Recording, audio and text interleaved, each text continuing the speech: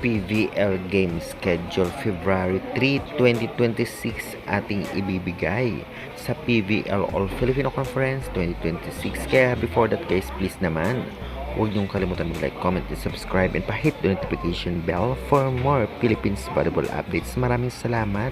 Agad din natin ibibigay saan mapapanood at syempre saan ang venue, kaya tapusin nyo ang video.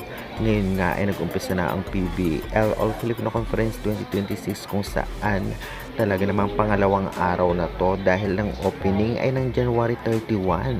Kaya naman ngayon, syempre, ibibigay natin ang schedule na magaganap sa February 3, 2026, venue at oras at saan mapapanood. Huwag na po nating patagalin pa, narito po ang maghaharap-harap. Unang magtatapatan nga, 4 PM ay ang Farm Fresh Foxes versus NX Led Chameleon.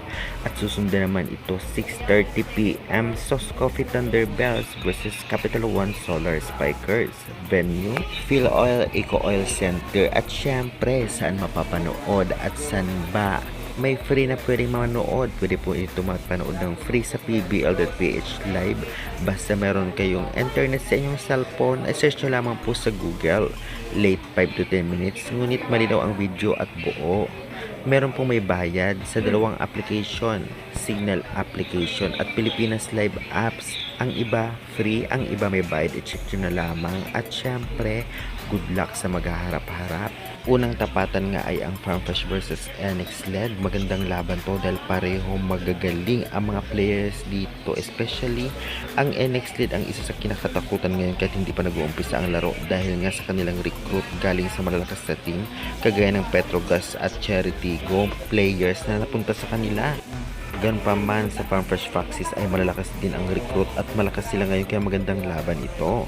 Samantalang second game, Sauce Coffee at Solar Spikers. Madaming recruit din ang Solar Spikers at ang Sauce Coffee dati nang malakas kaya magandang laban to. Kaya excited na ba ang lahat? Sa tingin nyo ano-anong team mananalo? Pa-comment, pa-subscribe for more PVL at volleyball updates. Thank you very much.